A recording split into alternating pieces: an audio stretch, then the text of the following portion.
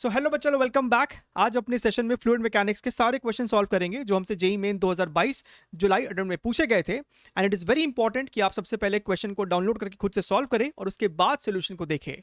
तो आपको अगर ये क्वेश्चन चाहिए तो ये 4 सिंपल स्टेप है, फॉलो कीजिए। आपको इसके अलावा 2019 से लेकर 2022 सभी का आपको क्वेश्चन पीडीएफ मिलेगा। ठीक है, चलिए हम लोग सेशन को शुरू करते हैं। And this is our first question.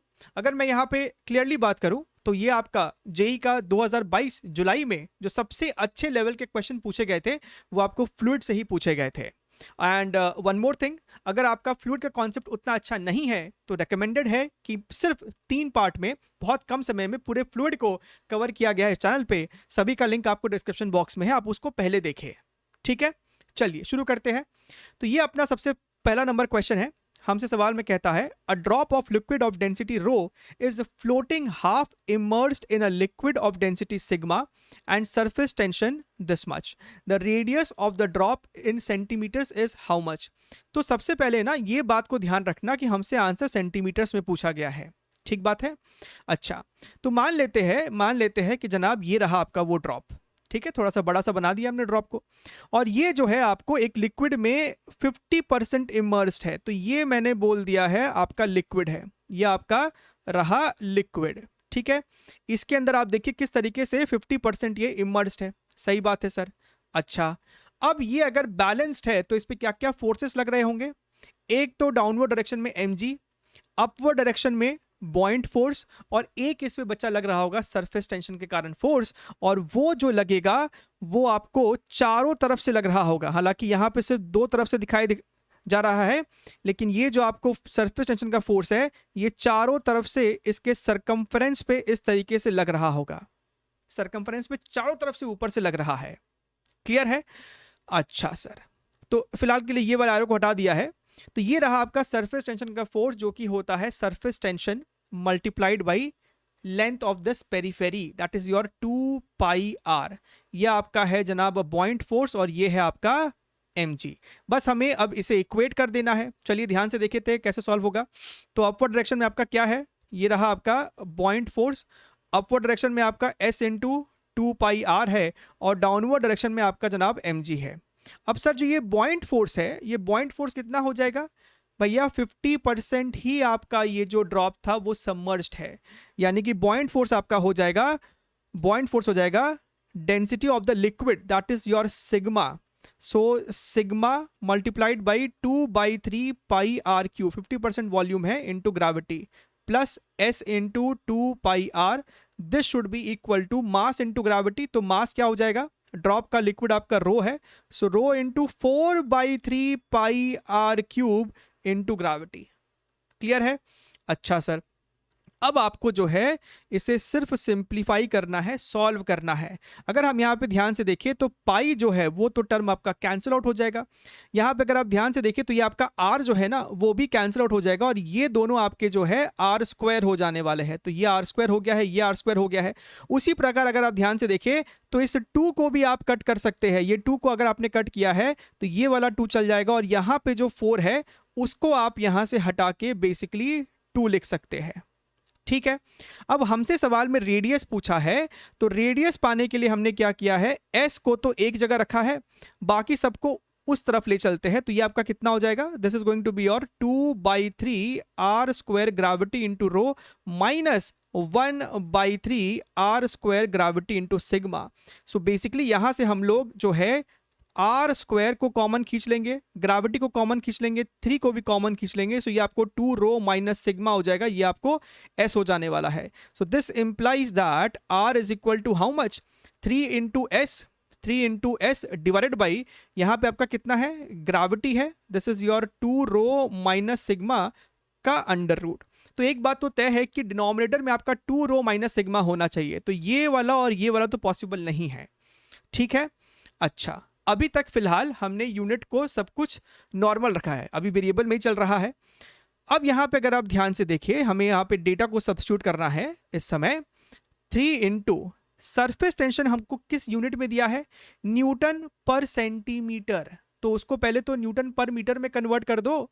ये जो आपका सरफेस टेंशन है that is your 7.5 10 to the power -4 नीचे में सेंटीमीटर है, यानी 10⁻⁻² से अगर हम नीचे में मल्टीप्लाई करेंगे तब जाके वो मीटर में कन्वर्ट हुआ है, यानी कि सरफेस टेंशन ही आपका है 7.5 10⁻²।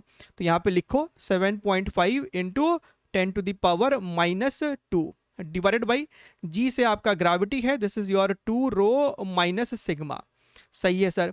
अब अगर आप ध्यान से देखिए यहाँ पे, सो 3 इंटू 7.5 ये आपको हो जाएगा 22.5, राइट। सो अगर थोड़ा सा हम लोग कैलकुलेशन पे ध्यान दें तो ये आपको हो जाएगा 15 इंटू 10⁻², और डिनोमिनेटर में है मेरा आ रहा है 2 रो माइनस सिग्मा। अब ये मेरा आंसर आया मीटर्स में, इसे 100 से मल्टीप्लाई कर देंगे तो वो सेंटीमीटर में हो जाएगा, यानी कि ऑप्शन नंबर ए जो है वो सही जवाब होगा। तो देख सकते हैं सवाल आपको कितना प्यारा है, अच्छा है, कैलकुलेशन भी है, केयरफुल भी रहना है क्योंकि सेंटीमीटर्स में आंसर है, राइट। अगर आप मीटर में निकाल देंगे तो आपका ऑप्शन नंबर डी आ जाएगा। तो यहाँ पे गलत ऑप्शन जो बच्चे ला सकते हैं वो भी दिया हुआ है, ठीक। अच्छा चलिए बात करते हैं क्वेश्चन नंबर 2 की। A water drop of radius 1 centimeter is broken into 729 equal droplets if surface tension of water is 75 dyne per centimeter. ध्यान से देखो, then the gain in surface energy up to first decimal place will be how much, और answer देना है joules में।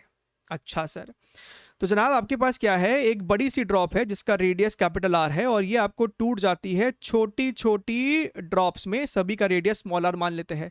सबसे पहला काम होना चाहिए कैपिटल आर और स्मॉल आर में रिलेशन एस्टैब्लिश करना। तो वॉल्यूम दोनों तरफ बराबर होगा, तो ये आपको हो जाएगा 4/3 pi r cube is equal to, इधर आपका 729 ड्रॉप्स है, 4/3 पाई आर क्यूब। सिंप्लीफाई किया तो यहाँ पे साफ साफ दिख रहा है, क्यूब रूट लेंगे तो ये आपको 9 है, सो 9 इंटू स्मॉल आर, यानी कि स्मॉल आर की वैल्यू जो है कैपिटल R/9 है। क्लियर है। अब क्या है, gain in energy, gain in energy कितना हो जाएगा, that is going to be final energy of the system minus your initial energy of the system. तो यहाँ पे फाइनली क्या हो रहा है, फाइनली आपके पास 729 ड्रॉप्स है। क्या होता क्या energy, surface tension into area, surface tension into area, और एरिया के क्या हो जाएगा, 729 ड्रॉप्स है तो 729 multiplied by your area 4 pi R square. यहाँ पे आर छोटा वाला आर है, हम फाइनल की बात कर रहे हैं, तो छोटा वाला आर का स्क्वायर करेंगे तो R square by 81 minus E initial करना है, again surface tension 4 pi capital R square. ठीक है, यहां तक एकदम क्लियर है। अच्छा, इस 81 को इससे कट करेंगे तो ये कितना हो जाएगा, 9। तो यहां पे मुझे दिखाई दे रहा है कि this is nothing but 8 multiplied by S 4 pi R square. तो इस डेटा में, इस फॉर्मूले में हमें वैल्यूज को सब्स्टिट्यूट करना है, राइट।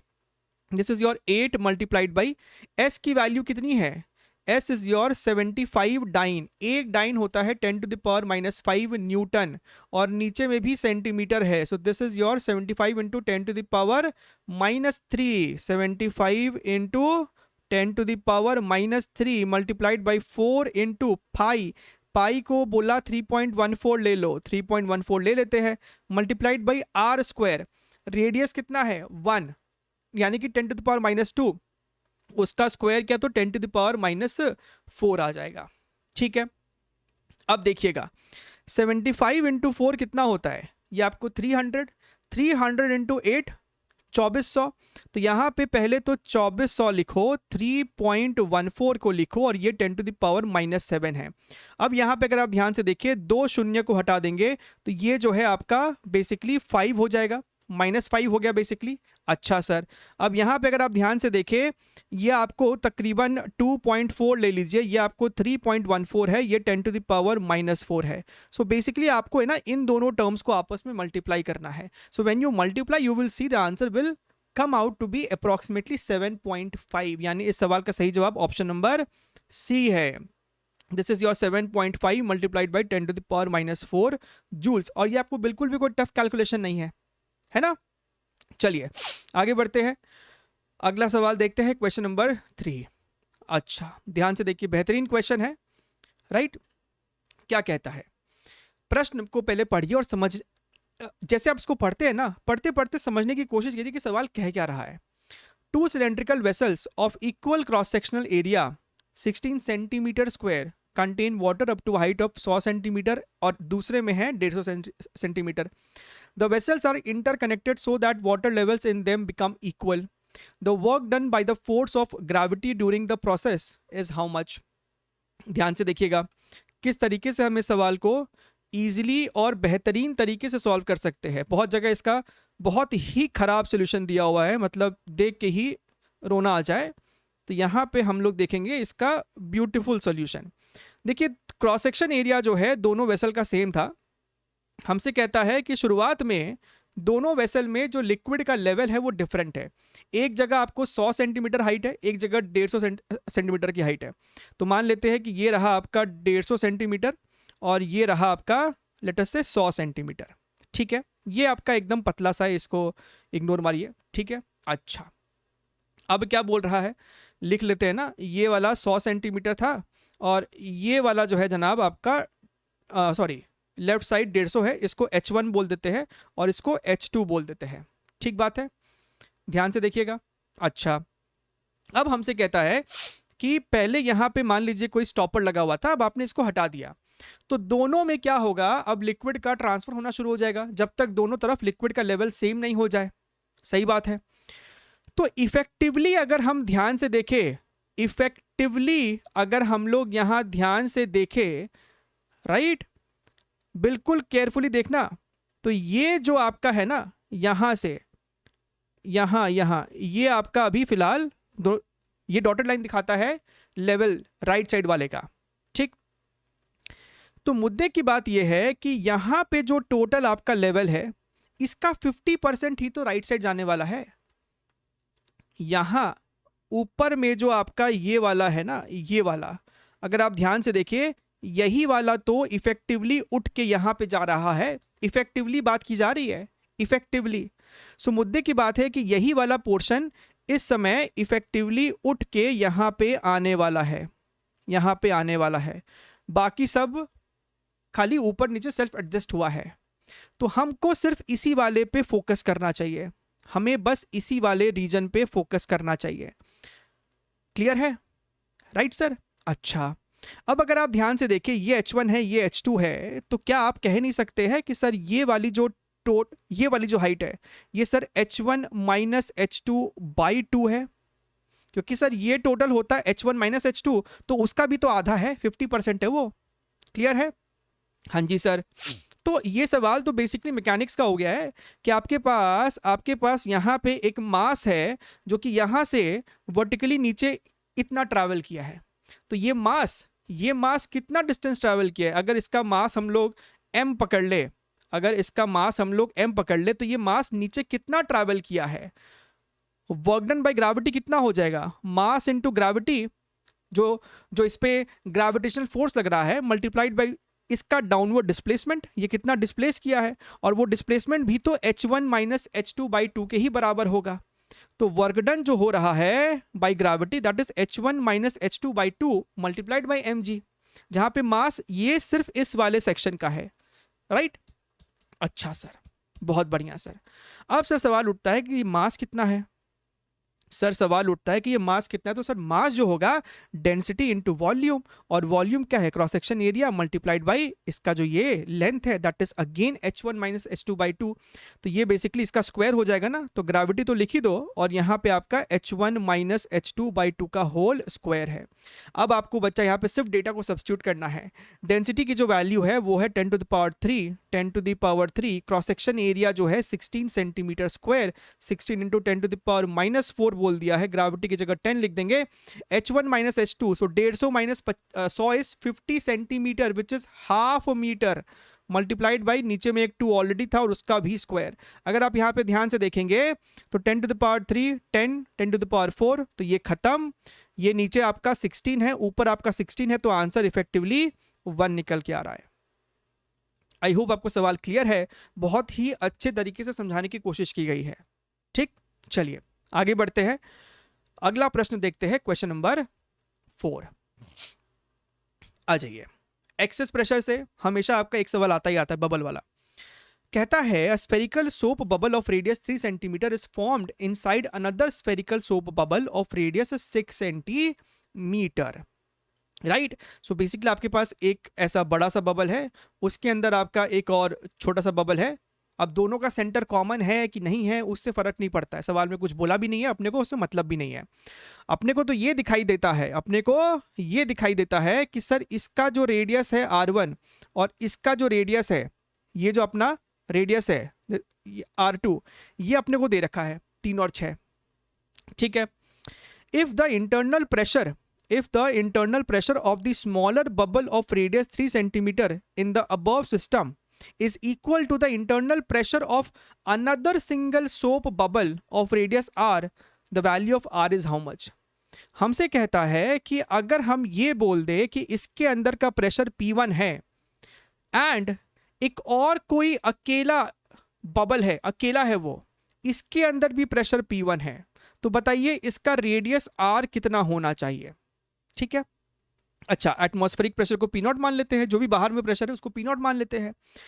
तो भैया ये जो आपका R1 है, सो बेसिकली यहां का प्रेशर को P2 मान लेते हैं। ये कौन सा प्रेशर है? इन दोनों बबल के बीच का जो प्रेशर है P2। ठीक है। तो एक इक्वेशन हम क्या लिखेंगे एक्सेस प्रेशर का, P1 minus P2 is equal to 4S by R1। तो लिखो P1 minus P2 is equal to 4S by R1। Similarly P2 minus P0 is equal to 4S by R2। और अगर हम इसके लिए इक्वेशन लिखेंगे तो हम बोलेंगे कि P1 minus P0 is equal to 4S by R। अब अगर आप यहां पे दोनों इक्वेशन को ऐड कर दो तो आपका P2 तो सलट लेगा, यानी P1 minus P0 is equal to 4S by R1 plus 4S by R2। लेकिन P1 माइनस P0 तो 4S बाई R है, जो कि यहाँ पे आप सब्स्टिट्यूट कर सकते थे। सो बेसिकली ये आपका हो जाएगा 4S by R is equal to 4S by R1 plus 4S by R2। तो यहां से जो R का आंसर निकल के आने वाला है that is R1 R2 upon R1 plus R2। सो ये आपका 3 और 6 है, तो 3 और 6 का रिजल्ट आपको 2 निकल के आएगा। तो इस सवाल का सही जवाब कितना हो गया? 2 सेंटीमीटर। क्लियर है? चलिए आगे बढ़ते हैं। अगेन एक और बढ़िया सवाल था, क्वेश्चन नंबर 5। क्या कहता है क्वेश्चन में? The diameter of a air bubble which was initially 2 mm rises steadily यानी कि constant speed से through a solution of density this much at a rate of इतना। The coefficient of viscosity of the solution is in poise, ओहो दिक्कत हो रहा है बच्चों को अब, in a nearest integer, ओहो the density of air is negligible। समझ गए क्वेश्चन? नहीं सर, तो ध्यान से देखिएगा। सो बेसिकली आपके पास एक बबल है, ठीक है, और ये एक लिक्विड के अंदर है। बबल कहाँ है? सोल्यूशन ऑफ डेंसिटी इतना, तो यहाँ पे आपका बेसिकली लिक्विड है। ठीक है। अब ये जो बबल है हमसे कहता है कि बबल के अंदर जो भी एयर है ना वो ऑलमोस्ट आप उसका डेंसिटी नेग्लिजिबल मानिए। सो बेसिकली ये बबल का वेट को हम इग्नोर कर रहे हैं। अब ऑब्वियसली बबल जो है हमसे कहता है ऊपर राइज कर रहा है, तो जब ये ऊपर चढ़ रहा होगा, एक तो इस बबल पे लग रहा है अपवर्ड डायरेक्शन में बॉइंट फोर्स, कोई डाउट ही नहीं सर इसके अंदर हमको। तो दूसरा, जब ये बबल ऊपर जा रहा है तो लिक्विड, सराउंडिंग लिक्विड इसके ऊपर ड्रैग फोर्स लगा रहा होगा जो कि विस्कस फोर्स है, राइट, जो कि आपका विस्कस फोर्स है। mg लेना नहीं क्योंकि हमको डेंसिटी को इग्नोर करना है, इसके वेट को इग्नोर कर देना है। तो सर क्योंकि वेलोसिटी कांस्टेंट है तो विस्कस फोर्स और बॉइंट फोर्स आपस में बराबर होना चाहिए। और सर विस्कस फोर्स कितना होता है? तो सर 6 पाई ईटा RV होता है। सर बॉइंट फोर्स कितना होता है? तो सर वो हो जाएगा जो भी आपका लिक्विड का डेंसिटी है, डेंसिटी इंटू 4/3 पाई R³ इंटू ग्रेविटी। बहुत बढ़िया सर। सर यहाँ से पाई से पाई को मार दीजिए। सर R से इस क्यूब को हटा के इसको स्क्वायर कर दीजिए जनाब। अच्छा सर, और क्या कर सकते हैं? ये वाला 4 है ना, तो इसको 2 कर दीजिए और इस वाले को 3 कर दीजिए। हमको क्या चाहिए? हमको चाहिए कोएफिशिएंट ऑफ विस्कोसिटी, ईटा चाहिए। तो ईटा को इधर ही रखो, बाकी टर्म ऊपर क्या आ जाएगा? 2 रो R² gravity divided by 3 into 3 9 और एक वेलोसिटी। क्लियर है? अब डेटा पुट करते हैं। सो 2 मल्टीप्लाइड बाई डेंसिटी कितना है? 1750 मल्टीप्लाइड बाई रेडियस का square. Again no silly mistakes, हमसे डायमीटर दिया है क्वेश्चन में, डायमीटर 2 है तो रेडियस 1 mm, मीटर में कन्वर्ट करो फिर स्क्वायर करो, तो 10⁻⁻6 into gravity divided by 9 multiplied by velocity कितना है 0.35, यानी कि इसको भी देखो 35 इंटू 10⁻⁻4 मीटर्स पर सेकेंड। दिख रहा है? दिखना चाहिए। देखो नहीं दिख रहा है तो देखने की आदत डालिए, तभी स्पीड सॉल्विंग आएगा। अच्छा, शून्य गया, ये गया, ये गया और ये गया।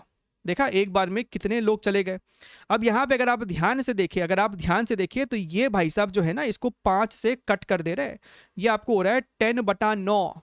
लेकिन भैया ये तो अभी भी SI यूनिट में है, यानी कि पॉइजली है ये, और हमको चाहिए आंसर पॉइज में। 1 पॉइजली इज इक्वल टू 10 पॉइज, यानी कि अगर आपको आंसर चाहिए पॉइज में तो 10/9 को 10 से मल्टीप्लाई करेंगे तब आंसर निकल के आएगा पॉइज में। सो 100/9 इज नथिंग बट 11.11। तो हमको तो नियरेस्ट इंटीजर पूछा था, तो आंसर हो जाएगा 11। समझ में आई मेरी बात?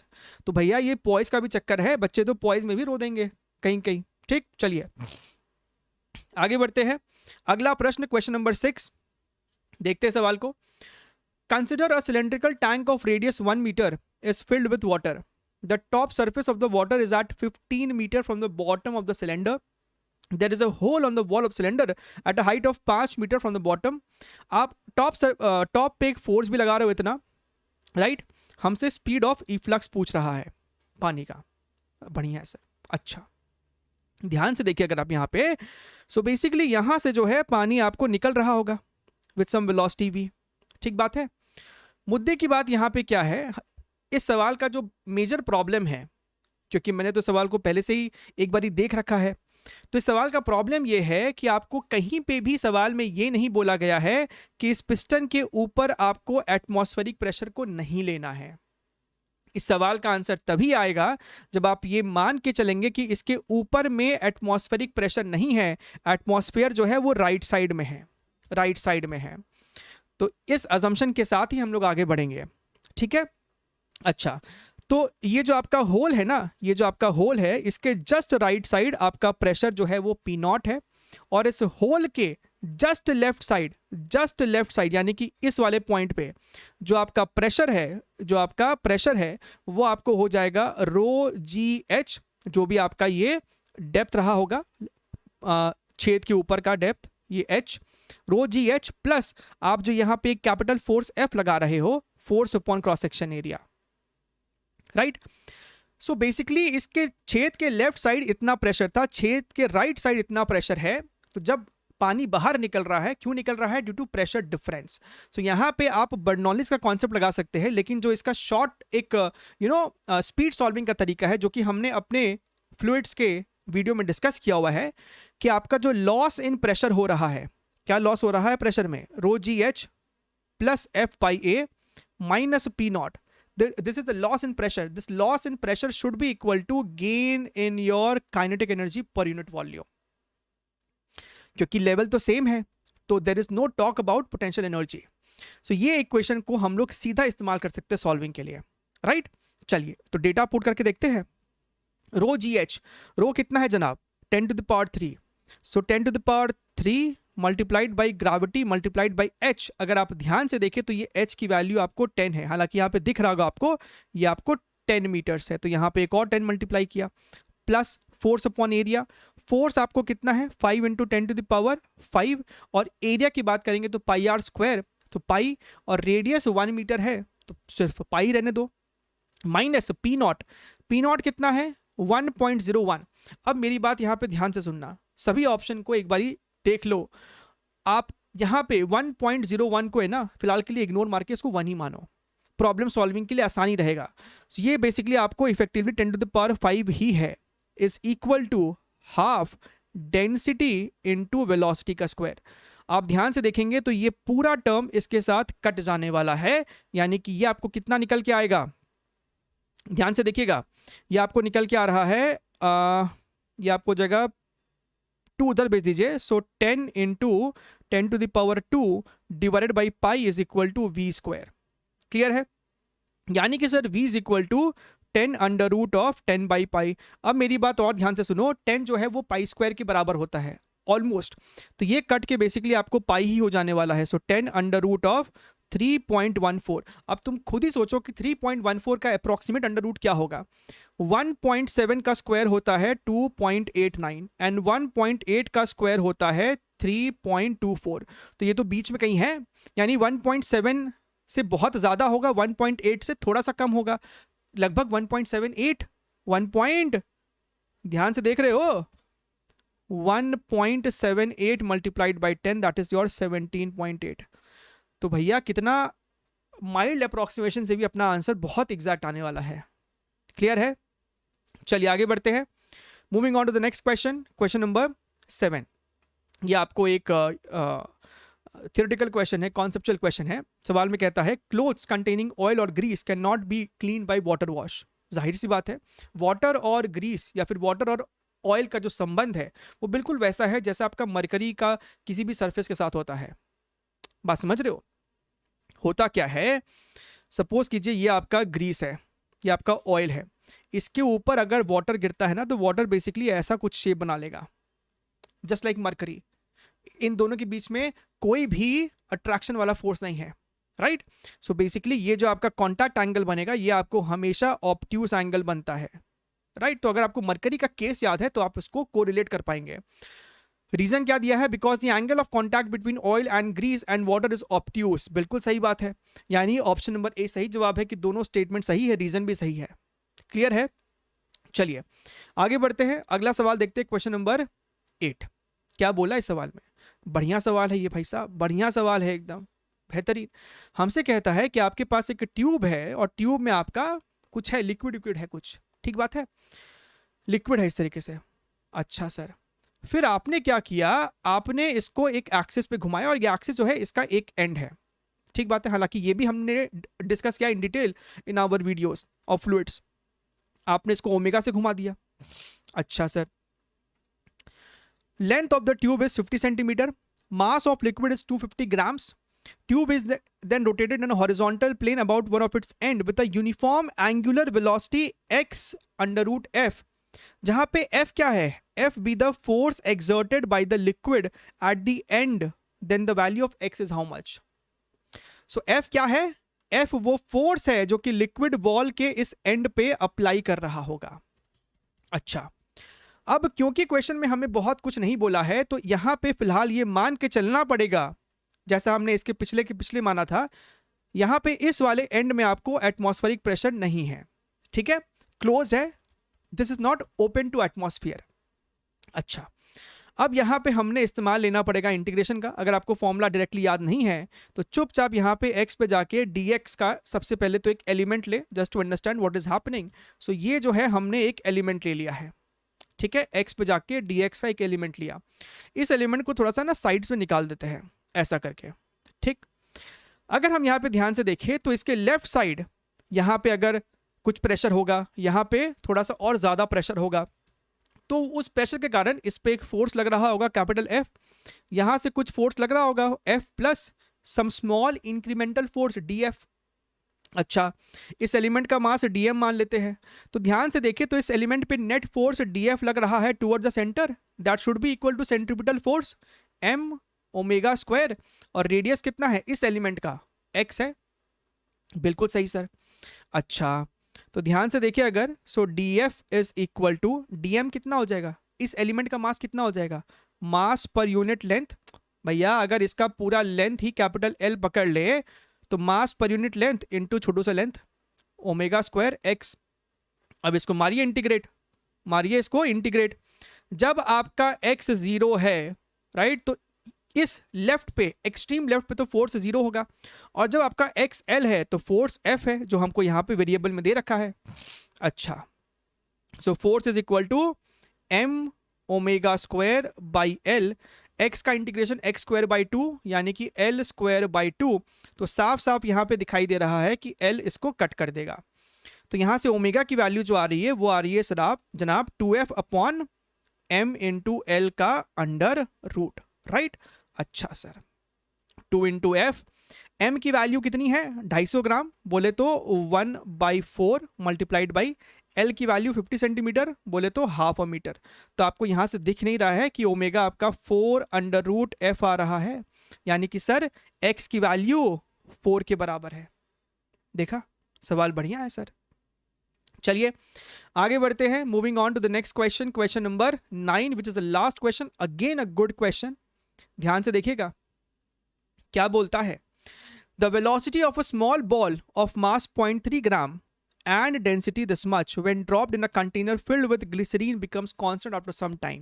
Right? Obvious ही बात है, terminal velocity का यहाँ पे concept है, density of glycerin इतना है, then the value of viscous force acting on the ball. सवाल easy क्यों है? क्योंकि हमसे directly यहाँ पे viscous force पूछ रहा है भैया, आपसे यहाँ पे सीधा साधा viscous force ही तो पूछ रहा है। ये रहा आपका स्टील बॉल, मान लेते हैं कि कुछ समय बाद इसकी वेलोसिटी कांस्टेंट हो गई है। फोर्सेस क्या क्या लग रहा है, ऊपर में बॉइंट फोर्स, नीचे में mg।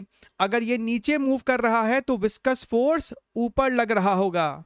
डायरेक्शन को ध्यान रखिए एकदम अच्छे से, viscous force, बॉइंट force and mg। ठीक है, तो साफ साफ दिख रहा है कि viscous force is nothing but mg minus your buoyant force.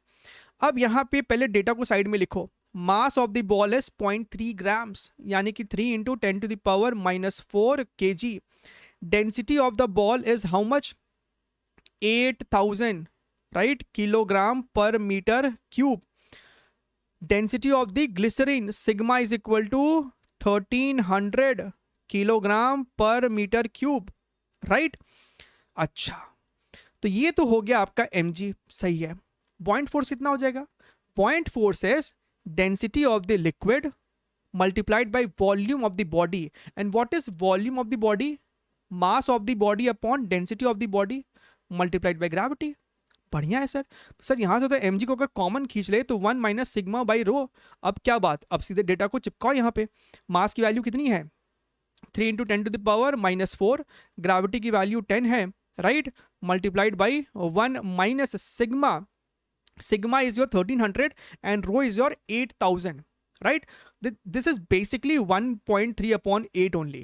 ठीक है, उसमें कोई दिक्कत आपको लगना नहीं चाहिए। So 3 into 10 to the power -3 multiplied by ये आपको हो रहा है 6.7 डिवाइडेड बाई 8। अच्छा सर, 3 इंटू 6.7 कितना हो जाएगा, 3 7 21, 2 हाथ में 3 6 18 20, तो 20.1 upon 8 into 10 to the power -3. So if we see here very very carefully, हमको 10 to the power -4 बनाना है। So 201/8 करो 10 to the power -4। अब इसको जो है ना प्यार से डिवाइड करो। अगर ये 201 के जगह 200 होता तो कितना आता, 25, तो आंसर 25 ही है। 25 into 10 to the power -4, so the final answer is 25।